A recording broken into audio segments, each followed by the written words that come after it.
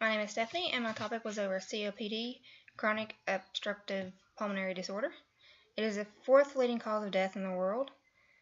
The Global Institute for Chronic Obstructive Lung Disease, which is called GOLD, defines GOLD as a common, preventable, and treatable disease characterized by persistent airflow limitations that is usually progressive and associated with an enhanced chronic inflammatory response in the airways and the lungs to noxious particles or gases. It leads to systemic effects such as skeletal muscle dysfunction, wasting, osteoporosis, sexual dysfunction, and cardiovascular disease, and it is considered a significant comorbidity of heart attacks. COPD affects more than 5% of adults in the U.S. and accounts for 16 million outpatient office visits, 500,000 hospitalizations, 120,000 deaths, and more than $18 billion in direct health care costs annually. The most common cause of COPD is cigarette smoking, followed by genetics, occupational dust and chemicals, indoor and outdoor pollution, and severe recurring respiratory tract infections. Not all smokers develop COPD, and around 10 to 20% develop it without smoking. Breathlessness is a common symptom of COPD, but it can be caused by non-respiratory causes such as deconditioning, obesity, atrial fibrillation, heart failure, anxiety, and dysfunctional breathing. It can be classified by severity and into 4 stages. Stage 0 is considered at risk with normal lung function, but chronic cough and sputum production is present. Stage 1 is considered mild COPD with mild airflow limitations with a chronic cough and sputum production. Stage 2 is considered moderate COPD with worsening airflow limitation, usually with progressing manifestations including dyspnea on exertion. Stage 3 is considered severe with further worsening of airflow limitation, increased shortness of breath, and repeated exacerbations that affect quality of life. The final stage, which is stage 4, is very severe and with severe airflow limitations with significantly impaired quality of life and potentially life-threatening exacerbations.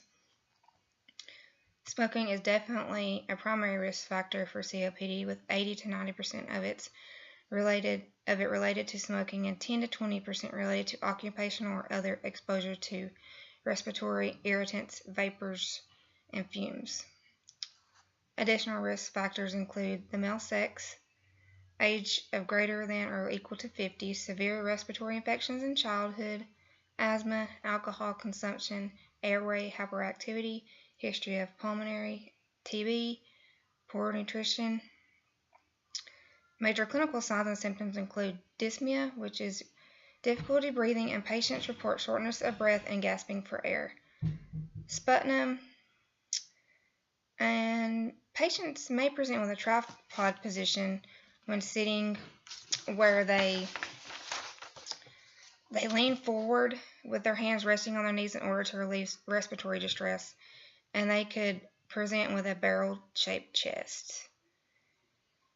They also have abnormal breath sounds due to reduced airflow, wheezes due to air passing through the narrow airways, crackles due to air passing through airways, fluid, and distant heart sounds.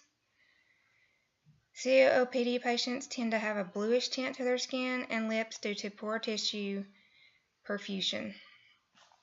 In COPD, there is an abnormal response that is triggered by inhalation exposure to tobacco smoking in particular.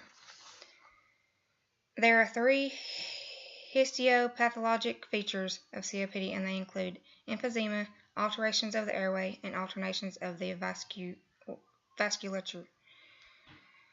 2 types of emphysema are of importance, and one involves the destruction of respiratory bronchioles with relative sparing of distal alveoli, and then another type of emphysema involves the destruction of respiratory bronchioles through the terminal alveoli.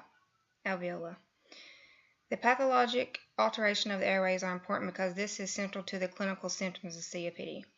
The increased airflow resistance is associated with the alternation, remodeling, and obliteration of the small bronchioles.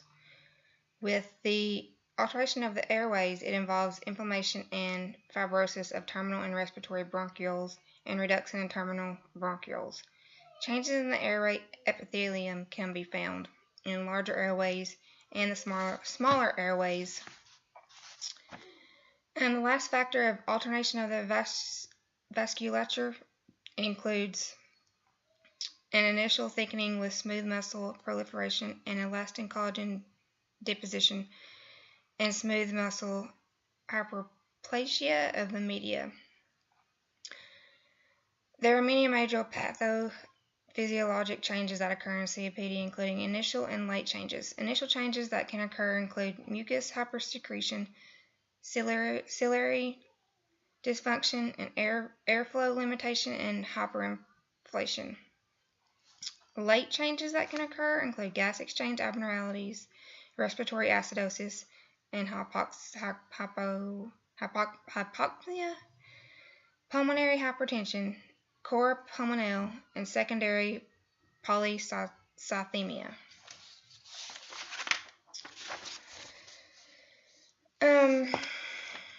Pulmonary hypertension is considered an important complication of COPD because it has been shown to be a significant predictor of mortality, and it is a major cause of morbidity in COPD patients. It is important to get the right diagnosis so that resources can be used effectively for treatment. There are some key components to make a good quality diagnosis of COPD, and they include a chest x-ray, history of risk factors, physical examination, full blood count, and spirometry test.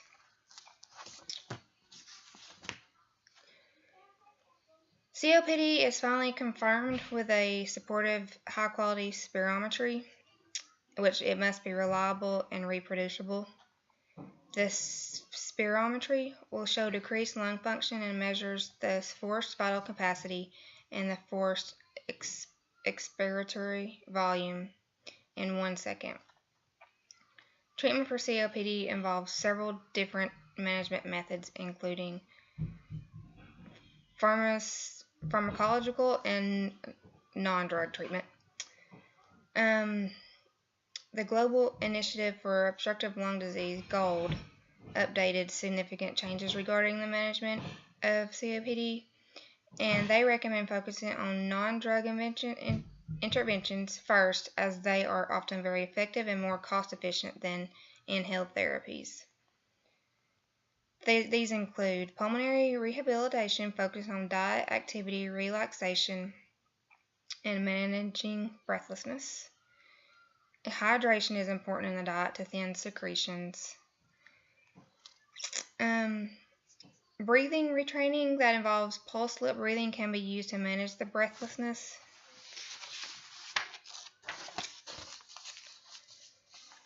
Another type of non-drug treatment is chest physical therapy, also known as chest physiotherapy. And it is an airway clearance technique administered to patients with pulmonary conditions that alter mucus clearance, and it aims to mobilize pulmonary secretions, re-expand alveoli, decrease risk of pulmonary infections, and strengthens and promote efficient use of respiratory muscles. Also, they can do non-invasive ventilation and lung volume reduction surgery. Some drug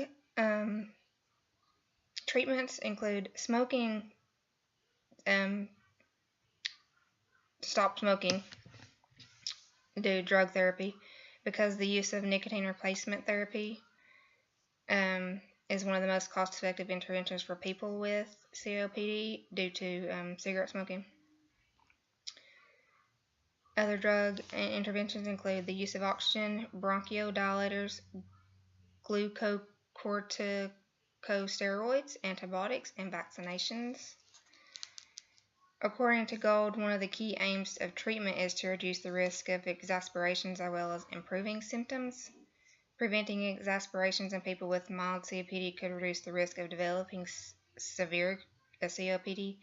Exacerbations is defined as an acute illness and respiratory symptoms that exceeds normal daily variation and that leads to the need for changes in medications regularly used. Patients exhibit impairment in skeletal muscle strength and endurance in both peripheral and respiratory muscles, and this has a negative impact on patients during an exaspiration.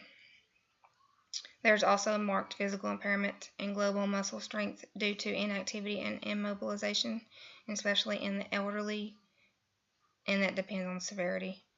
The risk of exaspiration is considered to be one of primary causes of morbidity and mortality. People will benefit from an early diagnosis. A lot of research has been focused on the severe disease. Patients are generally losing lung function permanently, and the greatest loss occurs in mild COPD following severe exasperations. Early diagnosis will help with the outcome of prognosis of the disease as well as minimizing exasperations.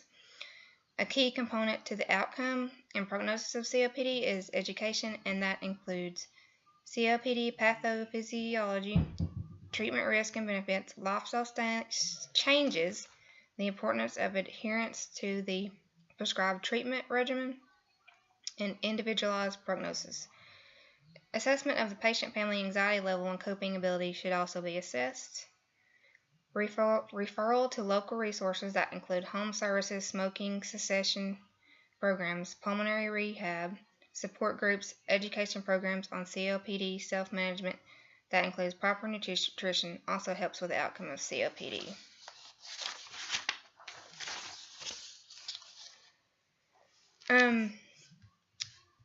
Also should be emphasized is the importance of quitting smoking.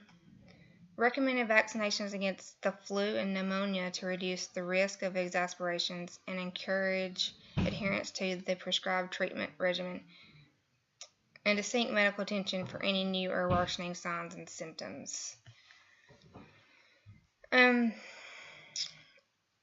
Basically, if a patient follows these protocols and adheres to these specific treatment plan, then the outcomes and prognosis of COPD can improve or stabilize.